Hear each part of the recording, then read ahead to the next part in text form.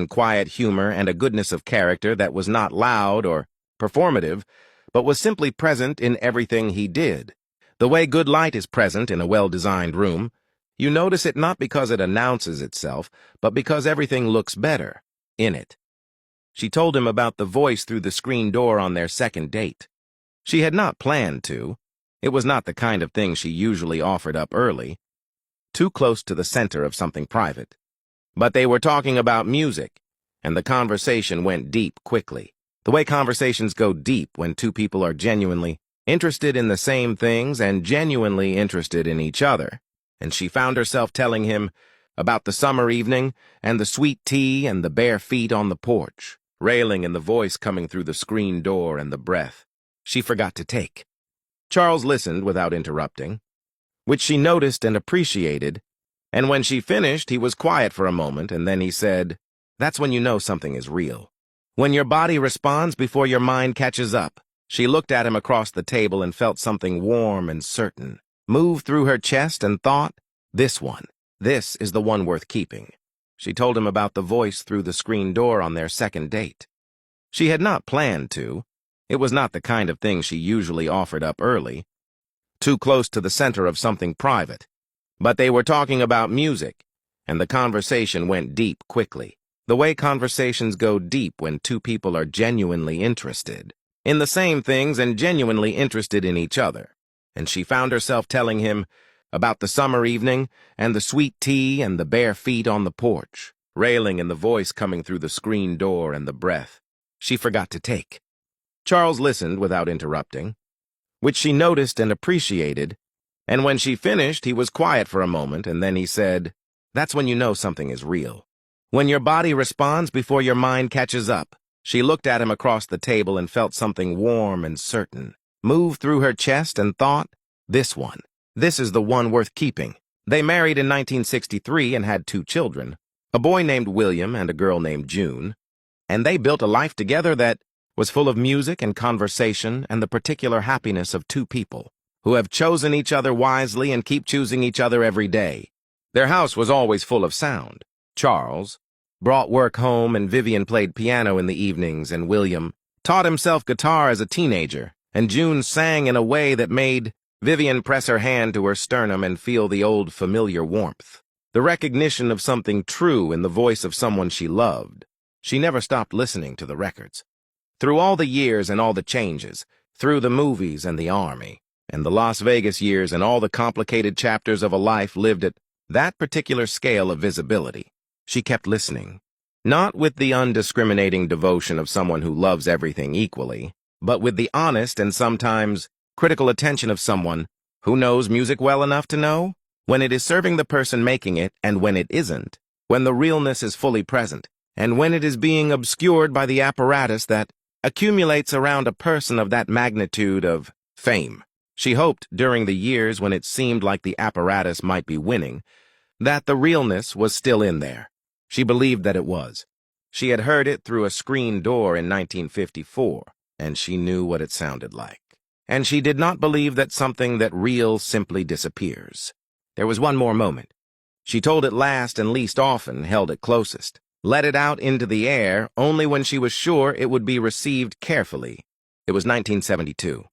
She was 37 years old, a wife and a mother and a professional woman with a full and good life. No longer the barefoot girl on the porch with the sweet tea and the darkening sky. She was at an industry event in Las Vegas. Charles was there for work. She had come along. They had made a small holiday of it. And she was in the lobby of the hotel on a Thursday afternoon waiting for Charles to come down from the room, sitting in a chair near a large window with a book open in her lap, not reading it, watching the light move across the marble floor. He came through the lobby. She saw him before he saw her, had a moment of pure private recognition before the public moment arrived, a moment that belonged entirely to her.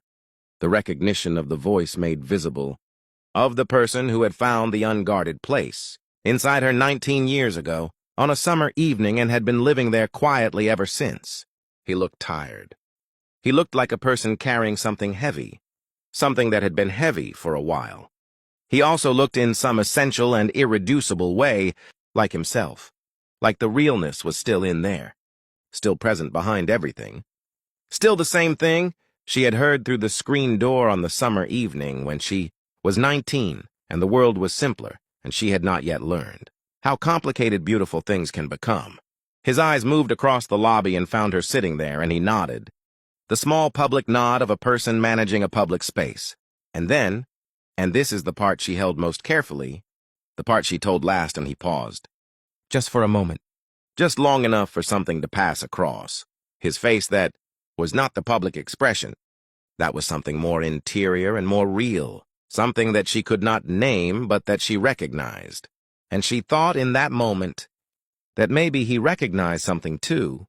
Not her specifically. She was not so romantic as to believe that. But something in the way she was looking at him.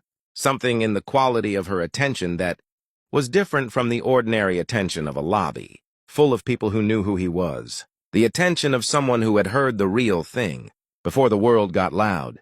It lasted 3 seconds, maybe 4, and then he moved on, and she sat in her chair with the book in her lap and the light moving across the marble floor, and she pressed, her hand flat against her sternum, the way she always did, and felt the warmth there, unchanged, undiminished, as present, and as true as it had been in 1954 on the porch with the sweet tea, and the bare feet and the darkening sky. Still there. After 19 years, still exactly there. She told Charles that evening, lying in the hotel room in the Las Vegas dark. He listened the way he always listened, fully and without judgment, and when she finished, he reached over and found her hand and held it and said nothing, because nothing needed to be said. He understood. He had always understood. This was one of the many reasons she loved him. The way she loved him. Not despite his understanding of this thing, but partly because of it.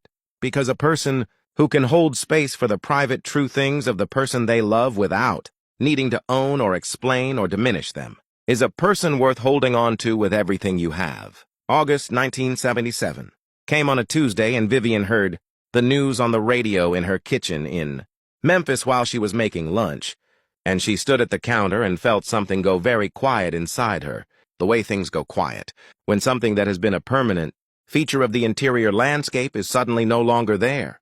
Not gone. She understood even then that it was not gone, that voices like that do not go, that the thing that had found her through a screen door in the summer of 1954 was not the kind of thing that could be ended by the ordinary fact of death, but changed, translated into something else, something that existed now only in the music and in the people who carried it, in the warm interior country of everyone who had ever let that voice find the unguarded place inside them, and allowed it to stay. She sat down at the kitchen table. She pressed her hand against her sternum.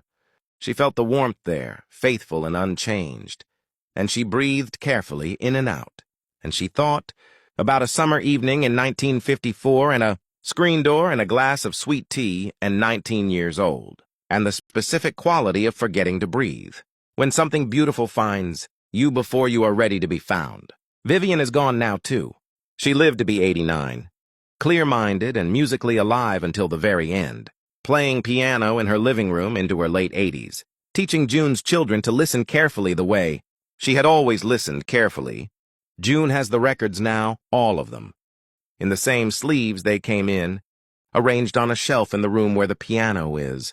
She plays them sometimes on summer evenings with the windows open, and the sound drifts out into the warm air, and she thinks about her mother barefoot, on a porch in 1954 with sweet tea in her hand and the whole long life still ahead of her, and a voice coming through a screen door that was about to change everything. There are voices that stop inside you and never leave at the right moment, that it was not a burden. It was never a burden. It was the warmth behind everything. It was the proof that she had been paying attention when it mattered. It was the evidence, kept carefully in the chest close to the heart, that once on a summer evening when she was 19, years old and barefoot on a porch with sweet tea in her hand and the sky going dark above Memphis, something true had found her. And she had been awake enough, open enough, alive enough to know it. And she had never, not for a single day of the long and beautiful life that followed, forgotten to be grateful for that, even when she forgot to breathe. Especially when she forgot to breathe.